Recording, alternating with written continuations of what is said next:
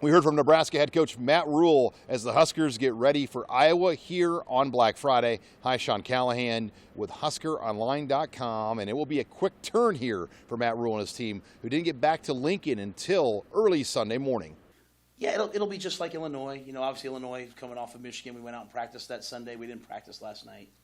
We met, we watched the tape. You know, we got back late. I wanted the guys to go home and sleep, and but we met. We went over the game tape from Saturday night. Got started with the guys on their Iowa prep. They'll be in tonight. They'll practice tomorrow. We'll practice tomorrow morning. You know, there's no school Wednesday, so we'll practice Wednesday morning. I'll cut the guys loose, let them go home if they're local, bring them back Thursday at some point, walk through and have a normal week. So it'll be very similar to what we did against Illinois with the same amount of practices. A lot of talk about just how the game was managed for Nebraska, particularly the decision to run some clock there and not maybe have an extra player to go for the win in Madison. And I'll be frank, I'm assuming you're referring like I probably should have called the timeout earlier, right? No, I'd rather address it directly than not. You know, as I said after the game, you know, for me, it was really important in that game that I gave the defense a chance to win the game. You know, because too many times we haven't given the defense a chance to win the game.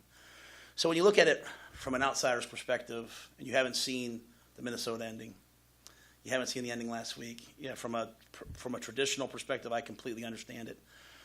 Because we had missed one earlier, because we have a freshman kicker, because it was cold, because of all those different things. You know, I wanted to make sure I got the ball down in a certain area. I also didn't want to kick it because we didn't get that third down. I didn't want to give them the ball with 40 seconds left because if you go back to last week, what happened? They went down and they kicked a field goal. So I didn't want to throw an interception in the end zone. I mean, you know what I'm saying? I wanted to be conservative to get the first down, make sure we had the first down, not give them time to go on and kick the field goal. I thought we were playing really well on defense, and we would stop them in overtime and win the game. Or we'd have a chance, let's say, hey, make sure we have a shot at the end zone. If I could go back, like I said after the game, I'd have called the timeout with 30 seconds and had 2 shots in the end zone. I don't know for us how many shots we're going to hit from like the 18 to 20-yard line. So I say all that to say you make those decisions based upon your team, right? So in the offseason, we do it based upon other teams and the analytics. And, you know, the analytics told me to go for it on 4th and 2 on the previous drive. My gut was to punt the ball down that we were going to stop them. That was right. My gut was Michigan State. It said to go for 4th and 7. You know, that's what the analytics said. I punted the ball down. We got the stop. So, you know, I think sometimes you have to take – I take the analytics. You know, they give it to me. And I also kind of take what we have. And, you know, I'll be perfectly honest with you. Like, we get that ball to overtime. We have them 3rd and 10. We have them 3rd and 8. And unfortunately, we just don't make the play. But I stood in front of the team and said, hey, guys, I wish I would have called the timeout with 30 seconds and given you 2 shots. Chubba Purdy made his first start at quarterback for Nebraska on Saturday, and things look to be on track for Purdy to be the guy this week again against the Hawkeyes. I thought Chubba played really well. You know, he came in on Sunday, and he and I sat down, and, you know, I think the thing that takes you from good to great is when you go back and look and say, hey, what are the plays I could have done? You know, not just concentrate on the things you did well. There's maybe 4, 5, 6 plays where, you know, first progression is not there. Maybe he scrambles and the backside in cut's wide open, and you know, but a couple more reps, you know, over the course of the season, maybe he gets back to that a little easier. But I thought he was in command the whole game. I thought he protected the ball. I thought he had great energy. I thought he was making a lot of good decisions. And I harken back to like the Minnesota week, like. You know, if you look at our scout team for the Minnesota game, like Chubba was the quarterback, Emmett was the tailback. And those guys the last 2 weeks have taken us down on drives with a chance to win the game. So there's always things to get better at. But I thought overall, Chubba, I thought he was a real spark in the game. Friday will also be senior day for the Huskers. 24 different players expected to take part here in senior day festivities.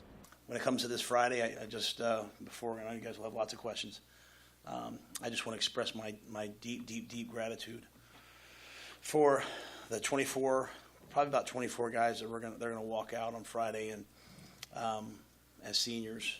So a couple guys are still, because of COVID, you know, some guys are still making some decisions up, but you can't do this this job without buy-in from players. And these players, well, I think they've bought into us. More importantly, I think they care deeply about Nebraska football. And, when I see Ethan Piper, when I see Nick Henrich limp off the field the other night, they've given us everything. They've absolutely given us everything. And I'm just very, very, very grateful. I'm also grateful for all the student workers. I asked if they could be honored in similar ways. We have equipment managers that ride 6, 7, 8 hours on buses, student recruiting workers, student operations workers, student nutrition workers, other areas. So I'm just really grateful for all those young people and all the things that they do to allow us to have a chance to play the game. So, as for Iowa, this will be Matt Rhule's first Heroes Trophy game as a head coach. He's got nothing but respect for the job that both Kirk Ferentz and his son Brian Ferentz have done in Iowa City. I can't tell you how much respect I have for Brian Ferentz and Kirk Ferentz, that they've never let it be about anything other than their team. So, great coaches, great leaders. Protect those they lead and stand out front and take arrows and take slings and and that's what they do. And I love my kids are up here at work today. I love my kids more than anything. I can't imagine Coach Ferentz, and Brian, and I know Brian. I don't know Brian personally well. I've tried a couple times, thought about trying to hire him in the NFL if I could. He's one of the great offensive line coaches, tight end coaches, run game. He's done a great job for many years. I just have so much respect for that family and what they've done and how they've banded together. Meanwhile, things will get really busy for Nebraska and their coaching staff after the game. Next week, Matt Rhule will have the opportunity to sit down and talk with all of his players about their futures as the transfer portal will officially open up on December 4th. Yeah, I honestly don't see any of it as stressful. I 100% am in this position to help young people say that they had a better life because they played for me. That's 100% why I do it. You guys people might not believe that, but it's 100% why I do it.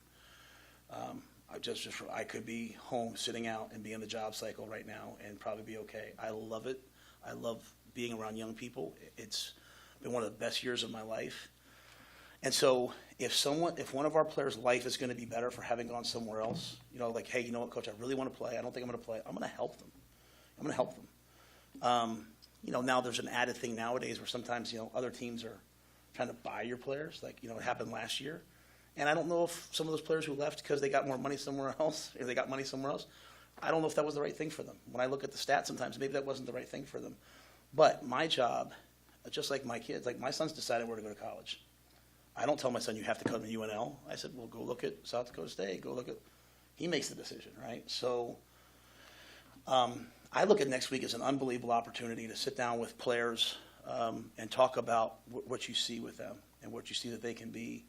I don't know if young people get that enough, right? I'm going to sit down with every single player, walk on scholarship, and just talk about, where I see them, what I think they can do, and then have them talk to me. Hey, Coach, the good thing for me is, most of these guys I have that kind of relationship with already, where I'm already sitting down with them. But it might be right for someone to go somewhere else. It might be right for someone to sit here and just fight it out and tough it out. So I have those conversations, though, Sean, all year long. Like with Jalen, like Jaden Doss, James Williams last week. We have those conversations all year long with everybody. I'm having them with seniors today. So we'll have them next week. I bet you most guys will want to stay here. It's a really great place to be. It's a really good program to be in. And if it's not right for somebody, then we'll help them with all that we have. And then finally, there's been a lot of speculation and talk about Tony White, Nebraska's defensive coordinator. His name has come up for some different head coaching jobs, including San Diego State and now Syracuse. Rhule said he's all for guys like White getting opportunities like this. Go get a job. I told Tony. Search firm called me, asked for Tony's number. I said, yes, you should hire Tony White. Tony White should be a head coach. He's excellent. I told Tony, don't take the wrong one. Don't take the wrong job now. Don't take a job with no resources. Don't take a job with no support. Don't take a job without a great recruiting base. Don't take a job, hear me now when I say this, this is deep, where the expectations outlay the commitment. If I want to be in great shape and I work out one day a week, okay, you want to be a 10-win team and you're spending at the middle of your conference, okay, your expectations. So I do that with all my guys because it's like the players. I mean, I want them to want to be here, and I also want them to advance. I don't want guys who only want to be here, you know. And I've brought guys back, you know, like when I see like Elijah Robinson at A&M, I get proud. You know, Evan Cooper's been with me, but you know, he left and went to Miami and came back and worked for me again. So, you know, in season, I mean, we have so much time. You know what I'm saying? We have so much time. You know, our coaches are here at night. They're here. We have guys that show up at 4 a.m, not me. We have guys at night. Like, you know, our guys are professional. They would never, ever put anything but the players first. But, yeah, anybody that's called me about Tony as a head coach, I've said, yeah, give him a shot. And I tell Tony, you pick the right job. Don't pick the wrong job because we're going to be good on defense here for a while. You know, the stark reality, and maybe people like it, maybe they don't, is everywhere I've been, we've had a good defense. And everywhere I've been, we've had kind of a middle-of-the-pack offense. We're not quite middle of the pack yet on offense. I'd like to get to be more dynamic. I've never had athletes like this. Wait till Malachi and Jaden and Quentin and all these guys grow up. I think we're going to be pretty darn good. But we're going to be really good on defense for a while if Tony decides to stay.